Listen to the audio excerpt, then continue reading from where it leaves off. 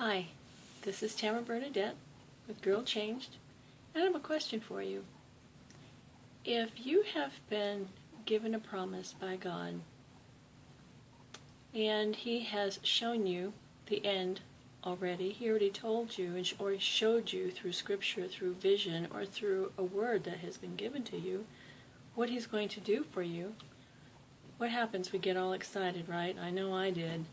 You get all excited and you are ready to just go for it, right? It's like, oh wow, this is great, this is wonderful, right? And you're all excited. You tell everybody about it. Oh, look what the Lord has done. Look what He said. Look what He promised me. Look, look, look, look. And you're all excited and you're just gung-ho and everything. And then what happens? You have to make some changes. And He puts you through it. He puts you through it, and so you have to make a decision. God made a promise. He said He was going to do these things, and He's already shown me the end right now. So that's what He does. He shows you the end at the beginning. So you're all excited, right? And you're ready to go, but things are not happening as you thought they would. You are in your head, in your mind, you're thinking, I'm still where I started, but really you're not. If He's already told you, that's the beginning. That is the beginning. But chances are it's already started before He told you. But your connection in what you know the vision what it is, you, in your head, it started at that point, but really God started a little while ago. And now you are in the throes of having to change your whole life. Well, it doesn't happen. Everything doesn't happen all at once. It is little by little, piece by piece, because He is taking layers off. He's taking one layer off at a time.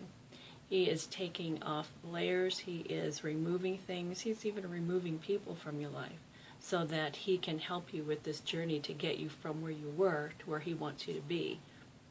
And during that time, you're going to be going through some things, and you're going to want to quit. You're just going to want to throw in the towel. You're not going to want to do it anymore because it's going to be challenging. But you hang in there. But there are things that have to be done, and He will show you along the way. But there are other things that are going to happen to you, within you. So what do you do? What do you do while you're waiting on Him? What do you do while you're waiting on God? I mean, you're not always going to hear Him speak to you. You're not always going to get a word all the time. Some people, I've heard some people say that he talks to them whenever He says, Lord, help me, please, and they get a word right away.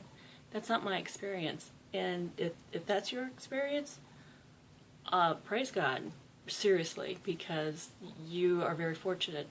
But in my experience, and a lot of other people that I know, God doesn't talk to you. He doesn't talk to you in the way that you say that you need at that time, because He wants you to grow. And what's happening is your faith is being stretched and stretched and stretched.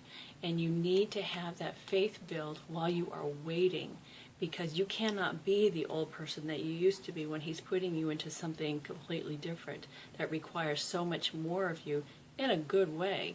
There are things that need to be changed. Your character needs to be changed. You're going to be challenged in certain things to help you to grow and become a better person than what you have been.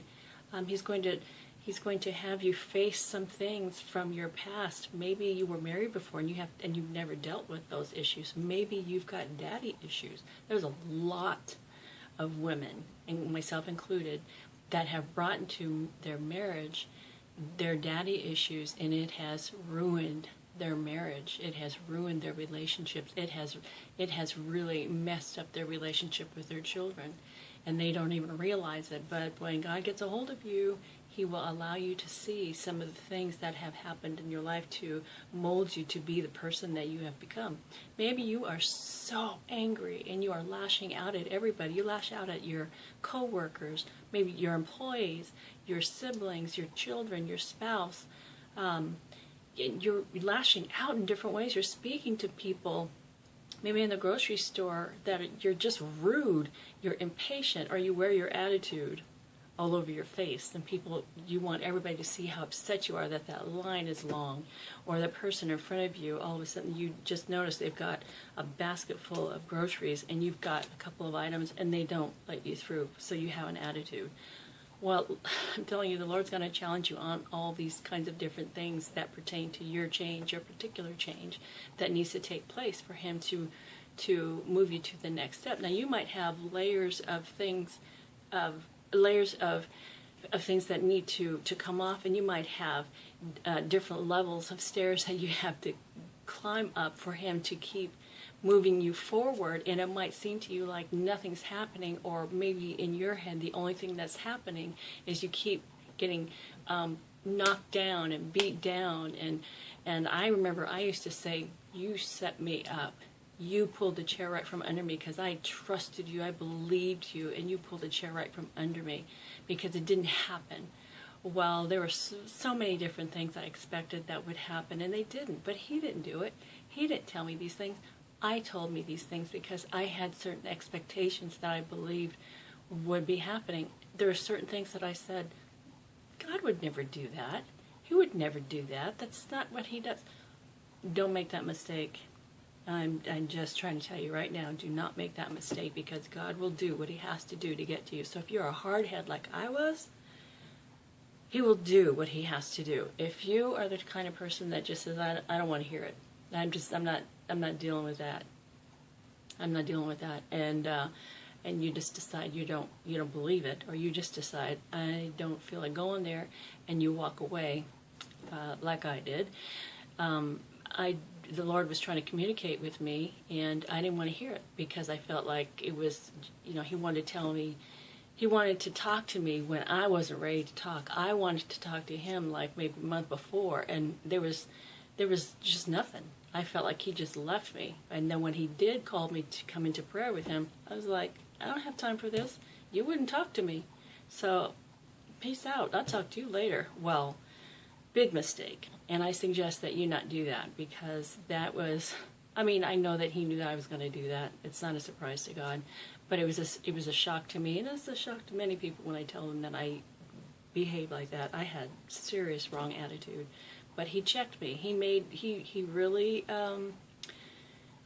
He did some huge breaking in me. And so why I'm telling you this is because if you have God attitude, if God is trying to tell you that He wants to do something with you, and if He's trying to tell you He wants you to spend some time with Him because He's trying to get something through your head, He wants you to change your behavior, your attitude, your tone, your wrong thinking. If He might be trying to warn you not to go down certain paths and behaviors and so forth, and He'll do that. And I know He was trying to warn me about some of the directions I was going. I wouldn't have it.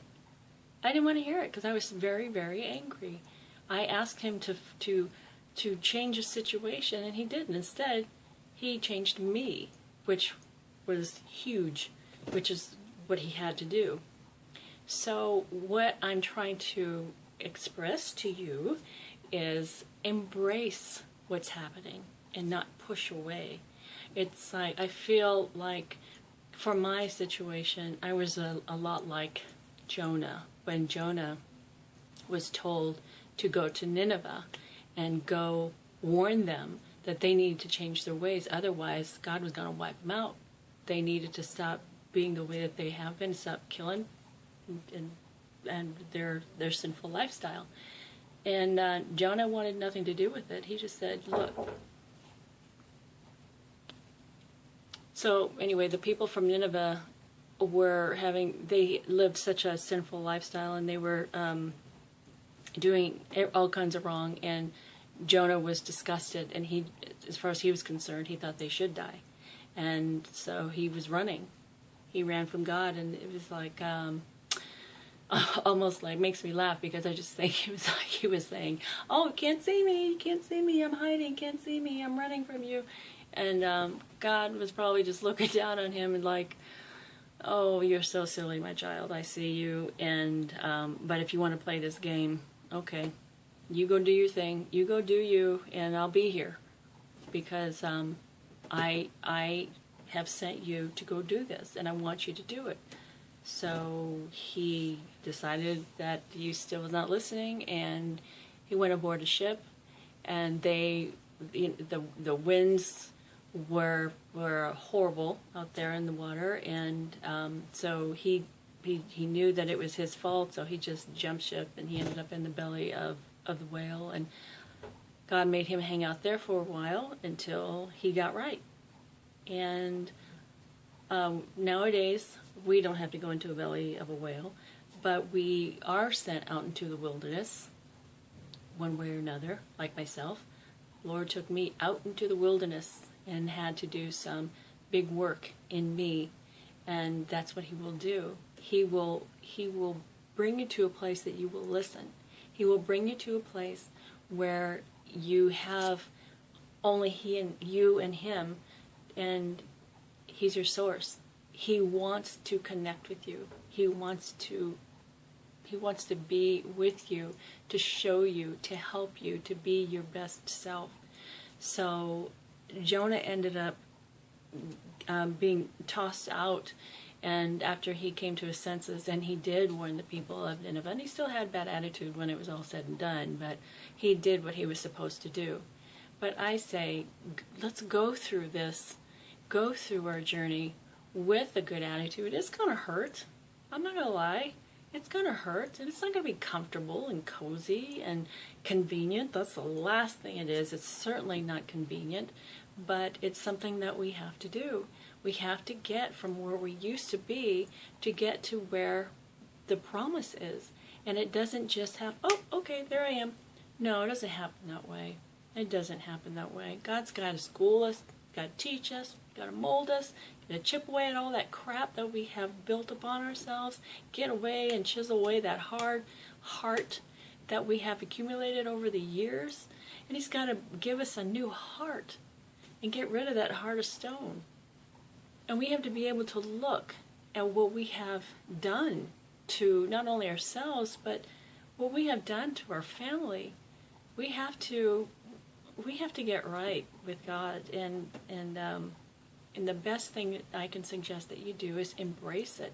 Embrace the change that he's trying to do in you, because the sooner you do, the easier it is. It's still a struggle, because everything that you used to know is no longer.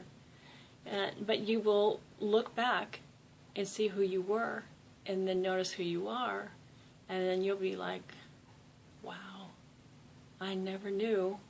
After you get past all the crying and so on and so forth, after the shock of realizing who you became. But when that's over, you will be very, very happy at the person that you have become. And for some people, it doesn't take that long, and some people it takes a long time. For me, it took a very long time, because I was very, very stubborn, very hard-headed, and there was a lot of things that he had to show me. A lot of things he had to show me. And I like learning. I'm a lifetime learner. But relationships,